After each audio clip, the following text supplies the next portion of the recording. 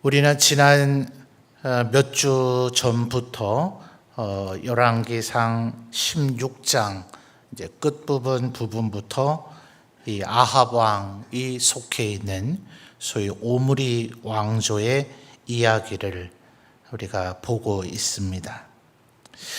우리 성도님들이 생각할 때에 우상 숭배하는 것이 더 큰 죄겠습니까? 아니면 남의 땅을 빼앗는 것이 더 큰 죄겠습니까?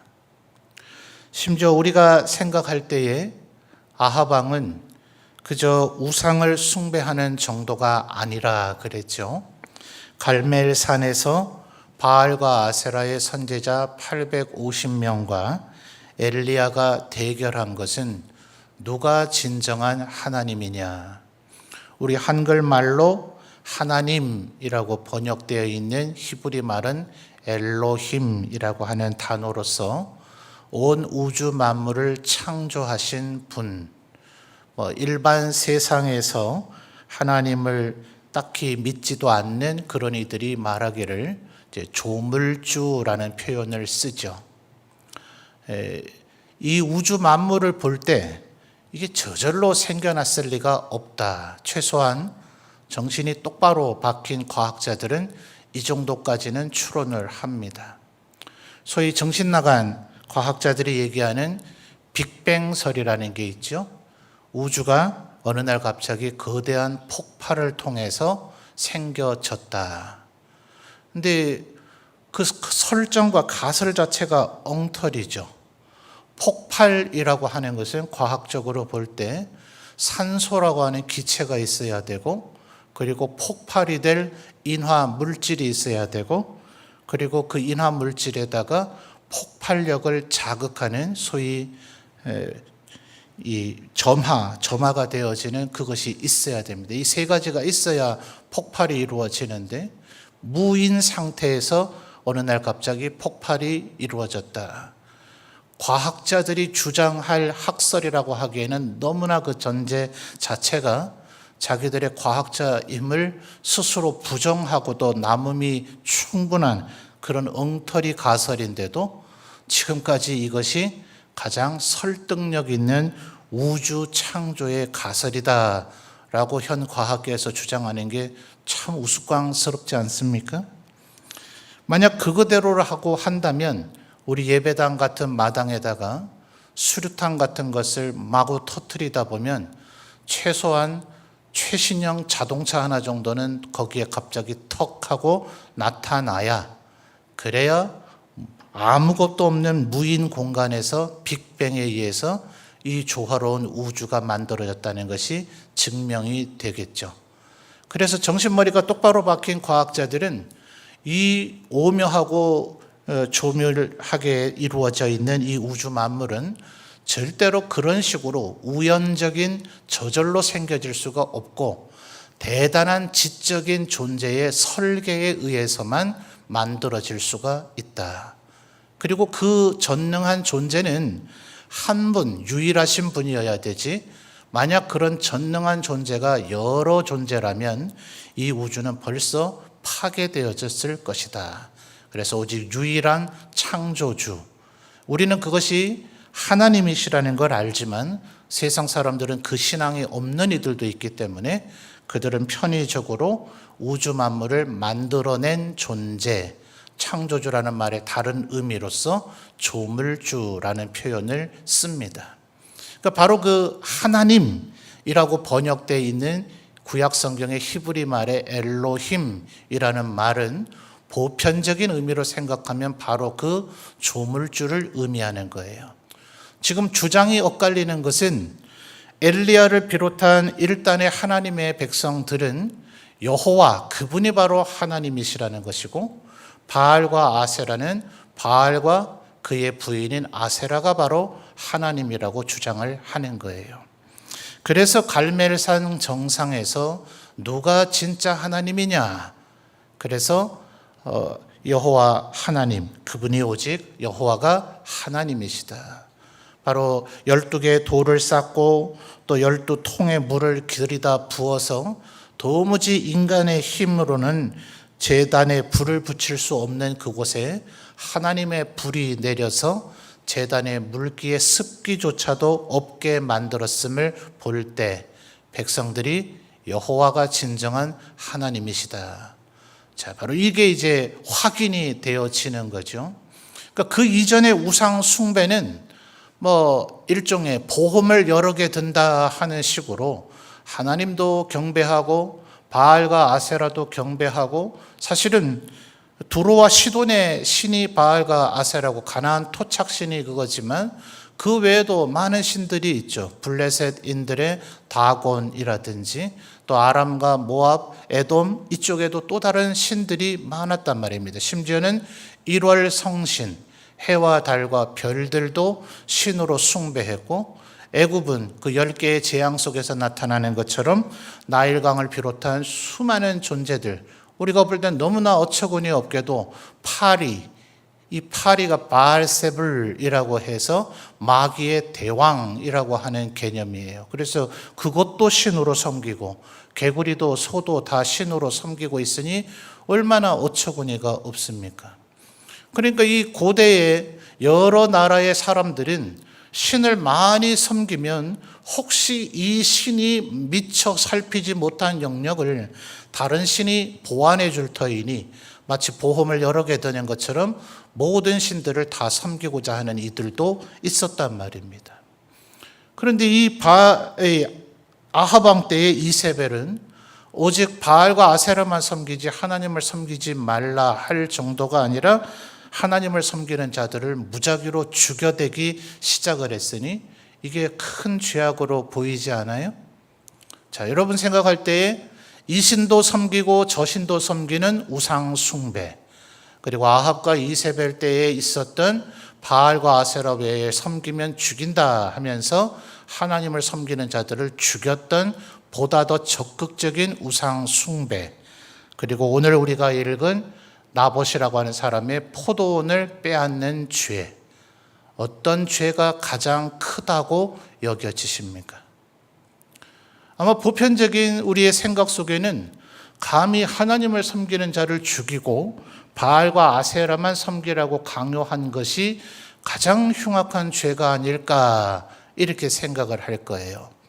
나중에 집에 가셔서 차분히 16장 뒷부분에 이 아합의 아버지인 오므리가 왕이 돼서 사마리아를 수도로 삼았다 하는 이 오므리 왕조의 출현으로부터 오늘 우리가 읽은 21장까지를 다시 한번 자세히 읽어보시면 오늘 우리가 살펴본 21장 20절 21절의 말씀과 같은 심판의 선언은 없었어요. 여기서 비로소 심판의 선언이 주어집니다. 자, 21장 21절 이미 읽었던 내용입니다만 우리 성도님들이 한번 다시 읽어볼까요? 21장 21절입니다. 읽어주세요. 시작.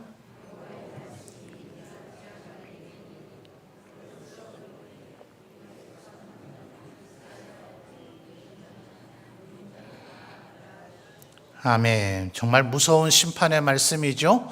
아합 왕의 집안 왕실의 모든 남자는 죽을 것이다. 이런 심판의 말씀이 오늘 비로소 주어졌단 말이에요.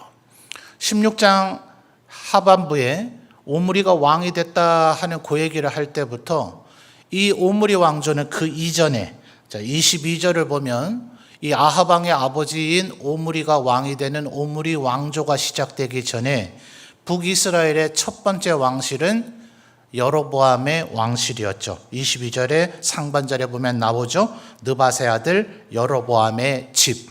그리고 중반절을 보면 그들을 이었던 왕실이 아히야의 아들 바아사의 집입니다. 근데 16장 끝부분을 보면 오므리 왕조가 왕이 된 후에 이 두 집안보다 더 악을 행했기 때문에 하나님을 심히 진노하게 했다. 이 표현은 나타나요. 그리고 지난 시간에 살펴본 20장 42절 좀 거슬러 가서 볼까요? 20장 42절을 보면 아람 왕 베나닥과의 전쟁에서 하나님의 도움으로 오히려 아합의 왕실이 승리하죠. 그런데 이 베나닷을 나의 형제여 이렇게 하면서 아주 큰 선심 쓰듯이 그를 살려서 되돌려 보냅니다. 그래서 하나님께서 42절에 내가 너에게 주어서 죽이도록 만든 베나닷을 살려줬으니 내 목숨으로 그의 목숨을 대신할 것이고 내 백성이 그들의 백성의 목숨을 대신하게 될 것이다 라는, 물론 이것도 또한 하나의 심판의 선언이기는 합니다. 그러나 오늘 우리가 읽었던 21장 21절에 얘기하는 아합 왕의 왕실의 모든 남자가 목숨을 잃을 것이라는 이 심판은 훨씬 더 강도가 높은 심판의 얘기죠. 근데 이 심판이 지금 언제 얘기가 됐다고요? 그의 집안이 우상숭배했다, 그의 집안이 하나님 섬기는 자들은 다 죽였다, 요 얘기 때 그 얘기가 나온 것이 아니라 나봇의 포도원을 빼앗았다, 요 일로 말미암아 아합이 이와 같이 심판에 놓이게 되어졌더라 하는 거예요. 여러분, 이게 별일 아닌 것처럼 보이지 않습니까? 2절 말씀을 보면 아합의 제안이 있죠. 아합이 네 포도원이, 2절 말씀 보십시오. 네 포도원이 내 왕궁 곁에 가까이 있으니까 내게 그것을 넘겨라. 그럼 내가 그걸로 채소밭을 만들겠다. 그러면 네가 원하는 더 아름다운 포도원을 내가 너에게 주겠다. 만약 그게 아니라면 너에게 돈을 주겠다. 자, 여러분이 만약 누군가 여러분에게 이런 제안을 했다면 여러분 어떻게 하시겠어요? 여러분이 포도원을 가지고 있는데 그걸 팔랍니다. 팔면 돈을 어마어마하게 쳐주고 그게 싫고 계속 포도 농사를 짓고 싶다면 더 좋은 포도원을 대신 보상으로 주겠다. 근데 그게 권력을 갖고 있는 왕입니다. 감사합니다 하고 바쳐야 되지 않겠어요? 이 제안에 응해야죠. 아유, 뭘 그렇게까지요? 뭐 후하게 안 쳐주셔도 되고요. 그저 제가 왕을 위해서 포도원을 제공했다는 그 사실 하나만 꼭 기억해 주십시오. 요 정도 멘트면 충분하지 않겠어요? 그러면 그 뒤에 명예를 알고 소위 그런 왕이라면 알아서 이 사람에 대한 온갖 배려를 다 해주겠죠. 왕이 갖고 싶은 것을 줬으니까 말입니다. 그런데 지금 3절을 보면 이 나봇은 뜻밖의 얘기를 하죠. 왕이 지금 거래하자라고 얘기하는데 3절에 나봇이 뭐라고 얘기합니까? 내 조상의 유산을 왕에게 주기를 누가 금한다고요? 여호와께서 금하실지로다. 금하실지로다 이렇게 번역이 되어 있으니까 조금 모호한 느낌을 주는데요. 여호와께서 금하셨던 일이 아닙니까? 이렇게 이해하셔도 무방합니다. 자, 이게 지금 무슨 얘기일까요? 여러분, 우리는 다윗 왕의 조상이었던 모압 여인의 이야기를 알죠. 나오미의 며느리였던 누굽니까? 룻이죠, 룻. 이 나오미와 그의 남편 엘리멜렉이 베들레헴에 살고 있다가 흉년이 들어서 땅을 팔아버리고 모압 땅으로 이주를 했습니다. 그리고 나서 돌아오더니 자기들의 땅을 돌려줘야 된대요. 우리들의 땅을 물어줄 사람, 그 사람을 찾아 나섭니다. 그러면서 친척들을 찾아서 보다 가까운 촌수가 있지만 그 사람이 신발을 벗어 던짐으로써 포기하게 만들고 난 후 보아스가 룻을 취해서 그 집에 오벳이라는 아들을 낳아주면서 그 집안의 원래 소유였던 땅을 되돌려 줍니다. 아마 우리 성도님들 오래 신앙생활 하신 분들은 익숙히 왜 그래야 했는지 또 왜 그랬는지 아는 얘기이지만 이스라엘의 율법과 문화를 전혀 모르는 사람은 정말 뚱딴지 같은 이야기예요. 여러분, 물른다 하는 표현은 우리나라에도 옛날에 썼죠. 어떤 물건을 샀는데 사용자가 하자로, 사용자의 부주의로 파손된 게 아니라면 이거 내가 사긴 샀지만 좀 비싼 것 같아요. 아니요, 또 모델과 성능과 기능이 내 마음에 안 들어요 하면 통상적인 우리의 상식이 하루가 지나기 전에 제품에 흠집을 내지 않았다면 다시 판매한 걸 되돌려 주죠. 요걸 물러준다. 이렇게 전에 표현하곤 했습니다. 왜 여기서 물은다라는, 그래서 룻기에 가장 많이 나오는 단어 중에 하나가 기업을 물은다 하는 표현이 나타납니다. 왜 그런 표현이 나타나는가? 여러분, 가나안 땅은 누구의 땅입니까? 지금도 이스라엘과 팔레스타인이 그것 때문에 지금 전쟁을 계속해서 수십 년째 하고 있는 거 아니에요? 이 원래 땅은 가나안 7족속이 차지하고 있었죠. 그러나 본질적으로 이 땅의 주인은 누굽니까? 하나님이시죠. 천하 만물을 하나님께서 만드셨으니 그게 바로 지금 여호와가 하나님이시다. 그 문장 속에 담겨 있는 의미예요. 이 가나안 땅의 주인이 누구냐? 아니, 가나안 땅만이 아니라 애굽 땅의 주인이 누구냐? 아니, 애굽 땅만이 아니라 바벨론의 포로로 잡혀간 것 같지만 바벨론 땅이 누구의 것이냐? 그래서 느부갓네살을 7대 동안 미치광이가 되게 만들죠. 뭘 깨닫기까지요? 이 바벨론이 내가 잘나서 대제국을 만든 게 아니라 하나님께서 내게 주고 싶으면 주시고 내가 마음에 안 들고 괘씸하게 여겨지시면 하루아침에 미치광이가 되게 만들어서 왕위를 잃어버릴 수도 있다. 그래서 이것이 사무엘을 낳은 어머니 한나가 사무엘을 낳았을 때 하나님은 높이기도 하시고 낮추기도 하시며 부자가 되게 하시고 가난한 자가 되게 하기도 하시는 분이시다. 그랬다 그랬죠. 그리고 누가복음에 보면 가브리엘의 고지를 들은 마리아가 자신이 예수를 잉태했다는 것을 깨닫고 하나님의 전능하심, 내가 남자를 알지 못하거늘 아이를 잉태했구나라는 것을 스스로 자각하고 난 후에 하나님을 찬양하기를 한나가 했던 찬양과 똑같은 맥락으로 찬양하죠. 하나님은 사람을 높이기도 하고 낮추기도 하시는, 그러니 천하 만물의 주인이 누구냐? 그게 바로 하나님이시다 하는 거예요. 그래서 출애굽기 20장에 신의 산에서 십계명을 줄 때에도 너는 나 외에 다른 신을 네 앞에 있게 하지 말라 하는 그 본격적인 계명을 논하기 전에 하나님은 선언하시기를 내가 너희를 종되었던 애굽에서 이끌어낸 너희 하나님 여호와로라. 내가 바로 유일한 신이다. 내가 너희를 바로 애굽에 방치해 둘 수도 있고 이 땅으로 인도해서 이 땅을 너희에게 줄 수도 있는. 그래서 출애굽기부터 신명기까지 계속 강조되는 게 너희들이 농사짓지 않은 땅을 내가 너희에게 주겠다. 너희들이 쌓지 않은 성을 내가 너희에게 차지하게 하겠다. 너희들이 가꾸지 않은 포도원과 감람원을 내가 너희에 주어서 소유가 되게 하겠다. 내가 너희에게 땅을 주어서 밀과 보리를 거두게 하겠다.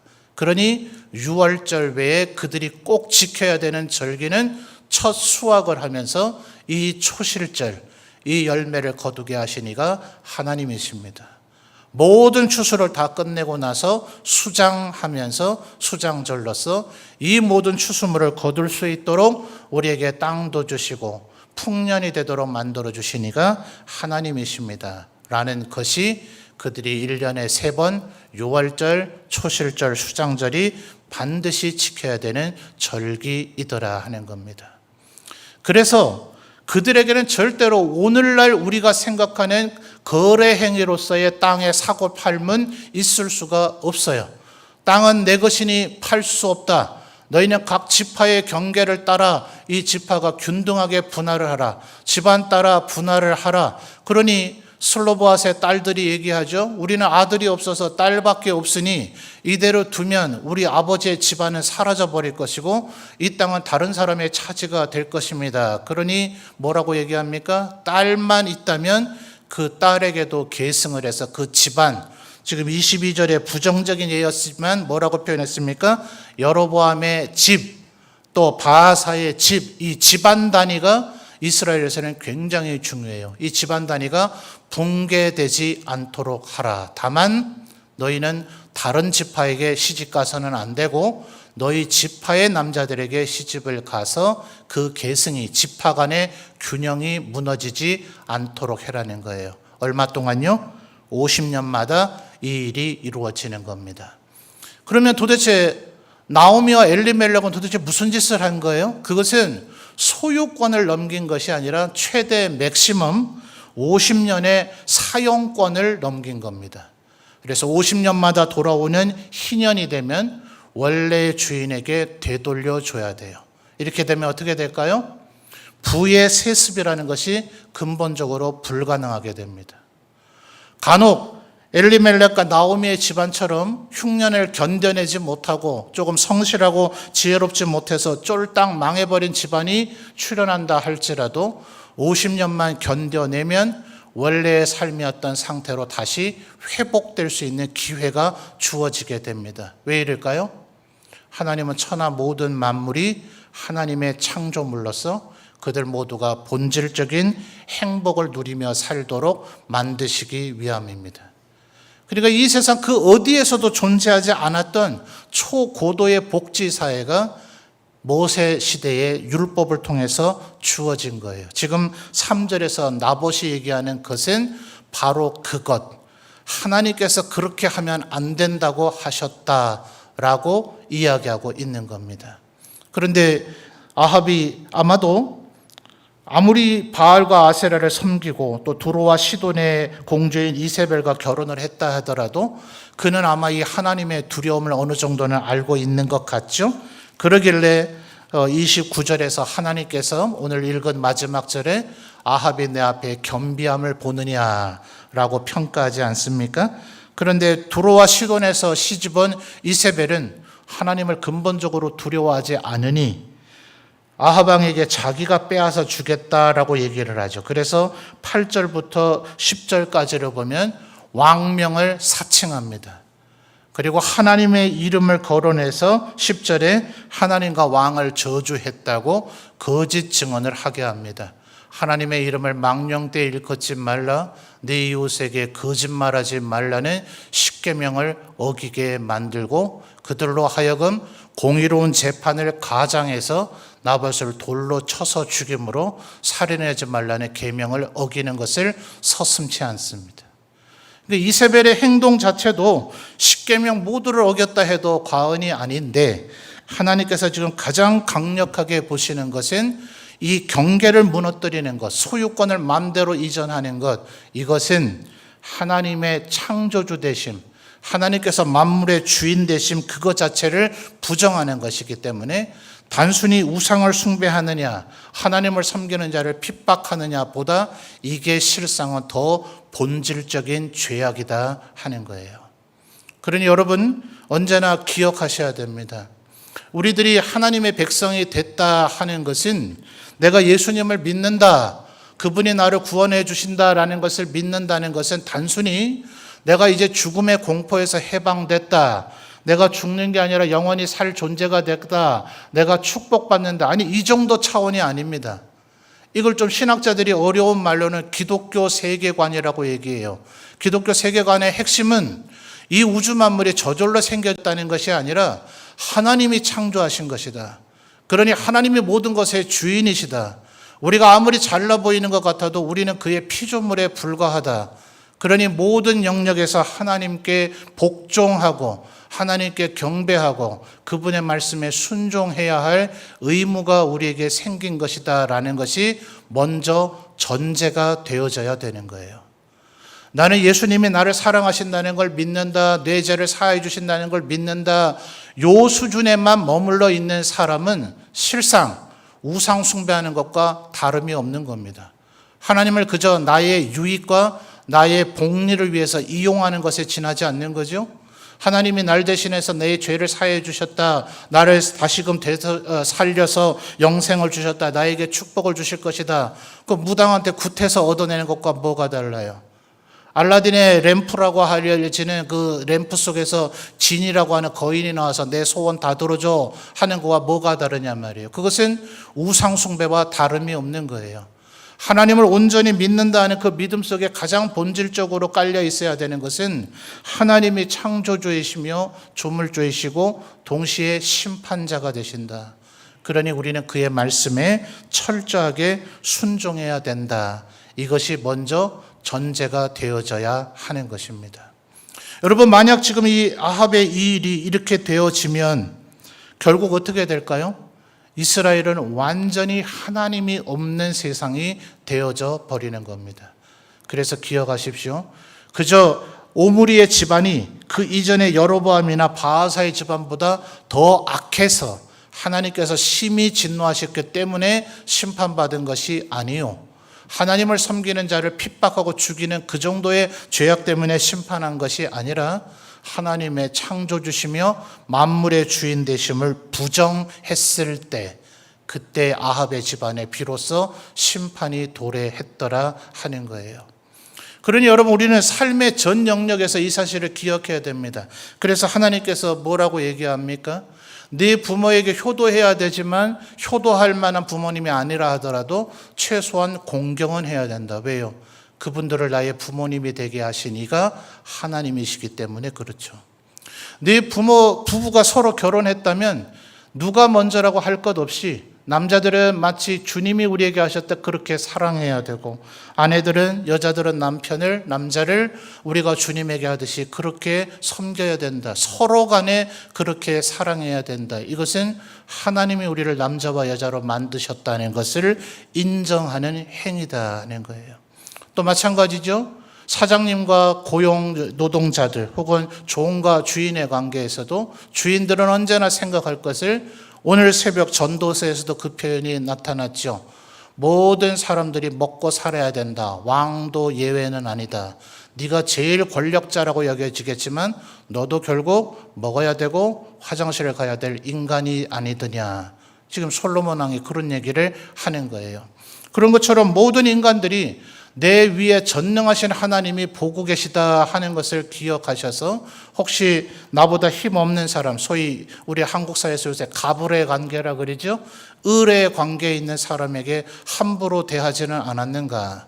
하나님께서 그들의 눈물과 탄식을 심판날에 나에게 책임을 물으실 것이다. 을들도 마찬가지죠. 하나님 앞에서 보고 있다는 것을 기억하면서 일해야 되죠.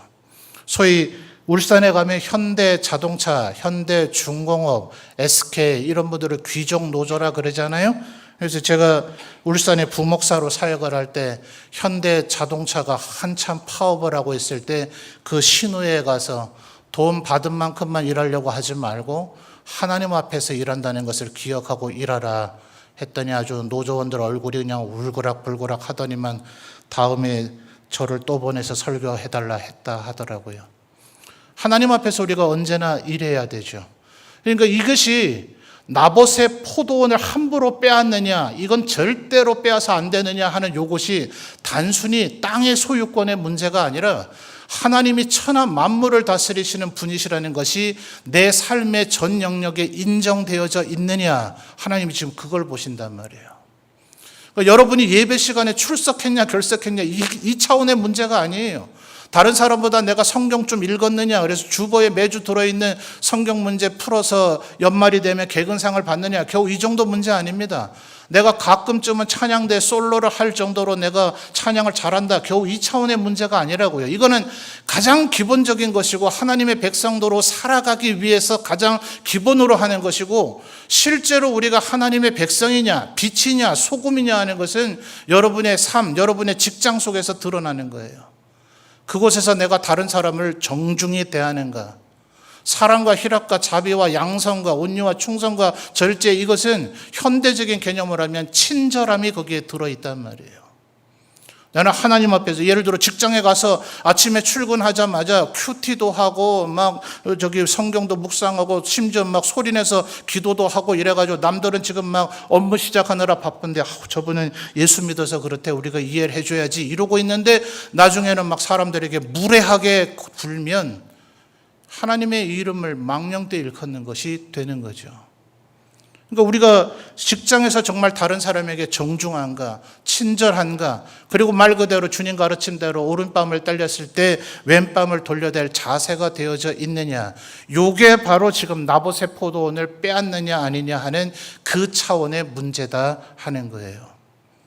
여러분, 예배 잘 드리고 말씀 잘 읽고 기도 잘 하셔도 우리가 삶에서 빛과 소금으로 살지 않으면 하나님이 심판하신다. 이 사실을 꼭 기억하셔서 우리의 삶의 모든 영역에서 엘리야의 갈멜산의 대결의 명제가 뭐였다고요? 여호와 그가 하나님이시다. 우리가 섬기고 있는 이 하나님이 만물의 주인이시고 주관자이시다 하는 것을 꼭 기억하셔서 삶의 모든 영역에서 하나님 앞에 영광을 돌리시는 우리 모든 성도들이 되시기를 주님의 이름으로 축원합니다. 근데 여러분 29절에 보면 묘한 뉘앙스가 나타나지 않습니까? 자, 29절 마지막으로 한번 읽어볼까요? 29절입니다. 시작.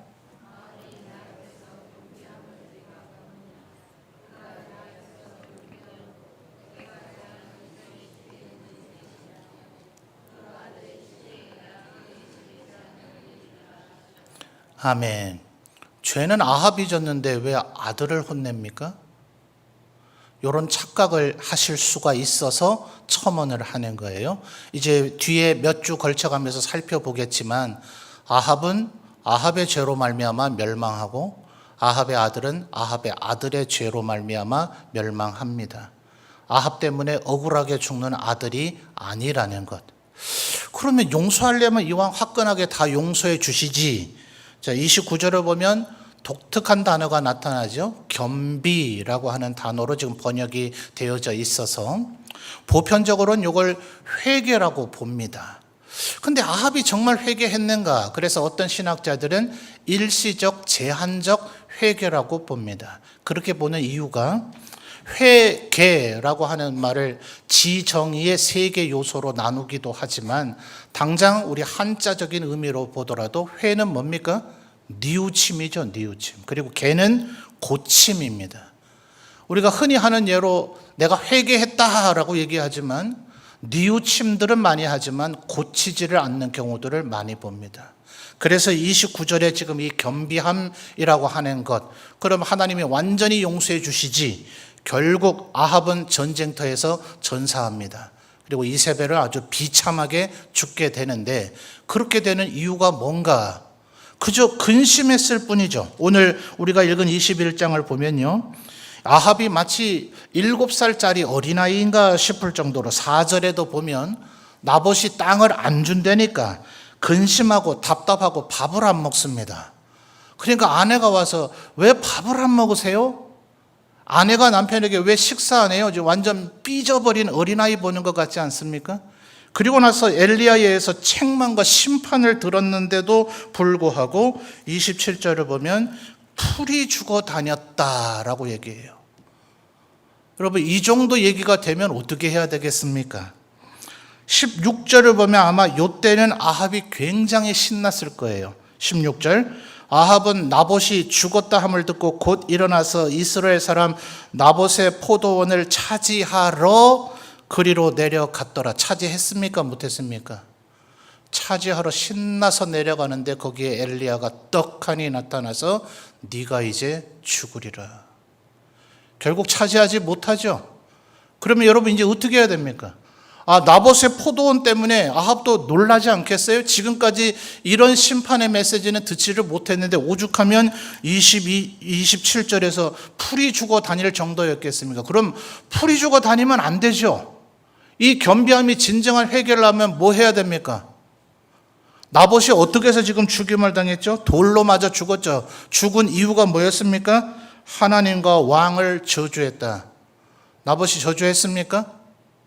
지금 우리 16장부터 21장까지 기록된 내용으로만 보면요, 엘리야 그리고 엘리사가 이제 거론이 되긴 했죠. 아주 본격적으로 등장은 하진 않았지만, 그리고 선지자 100명을 숨겨준 국내 대신 오바댜, 이 사람 다음으로 하나님 말씀대로 사는 사람 아니에요? 나봇이 지금 가장 하나님의 말씀대로 왕의 명령을 거절하고 이걸 거절하면 얼마나 위태로워질 거라는 걸 알면서도 이건 하나님이 금하신 겁니까? 그러니까 내가 못 줍니다. 이러다 결국 죽임을 당했잖아요. 진정으로 해결했다면 나봇의 명예를 회복시켜줘야죠. 그리고 나봇에게 아들이 있었는지 없었는지 성경은 얘기해주고 있지 않지만 아들이 있었다면 아들에게, 딸이 있었다면 딸에게, 딸이 없었다면 형제나 조카에게라도 포도원을 돌려줘야죠. 그래야 그것이 진정한 회개죠. 근데 그 어디에도 그렇게 했다는 얘기가 없죠. 그저 일시적 뉘우침이라고 신학자들이 평가하는 이유가 바로 여기에 있습니다. 여러분, 뉘우치고 끝내면 안 됩니다. 우리들이 한 일이 하나님 앞에 잘못된 것이 맞다면 중단할 뿐만 아니라 그것을 고쳐야 됩니다. 그래서 속죄제가 있을 뿐만 아니라 속건제가 있는 거예요. 뭐예요? 다른 사람에게 물질의 피해를 입혔으면 배상하고 변상해야 됩니다. 하나님에게만 회개해야 되는 것이 아니라 사람의 마음을 아프게 했다면 그에게 용서를 빌어야 됩니다. 그런데 예를 들어서 너무나 오래전에 한 일인지라, 혹은 내가 마음속으로 그를 막 욕하고 저주했는지라 그 사람은 내가 그 사람에게 죄를 지었는지 모를 수 있어요. 근데 갑자기 가서 내가 당신에게 이러이러한 죄를 졌습니다 라고 뜬금없이 알려주면 그때부터 새로운 죄가 또다시 시작이 되는 거죠. 그러니 분명한 것은 하나님 앞에만 회개해야 되는 것이 아니라 사람에게 몹쓸 일을 했다면 그 또한 해결해야 됩니다. 그것이 진정한 회개라는 걸 기억하셔야 돼요. 여러분, 야곱이 하나님 앞에 범죄했죠. 아버지와 형을 속였습니다. 그는 철저하게 회개하는 20년의 삶을 살았습니다. 그러니 이제 하나님께 회개했으니 됩니까? 그렇지 않죠. 에서를 만났을 때 에서 앞에 땅바닥에 엎드려 절하며 내 주여 종이 주에게 잘못했나이다 라고 처절하게 사과합니다. 이렇게 해야 화해와 회개가 진정으로 이루어지는 거죠. 그래서 오늘 이 아합의 마지막 심판의 모습들을 살펴보면서 우리는 하나님 앞에 어떻게 살아야 할 것인가, 죄에 대한 결별, 그리고 여호와가 하나님이시라는 이 말씀이 얼마나 어마어마한 의미를 갖고 있으며 우리의 삶의 전 영역에 하나님의 주권을 인정하며 살아야 되는가 하는 것을 다시 한번 마음에 새기시는 오늘 이 밤이 되시기를 바랍니다.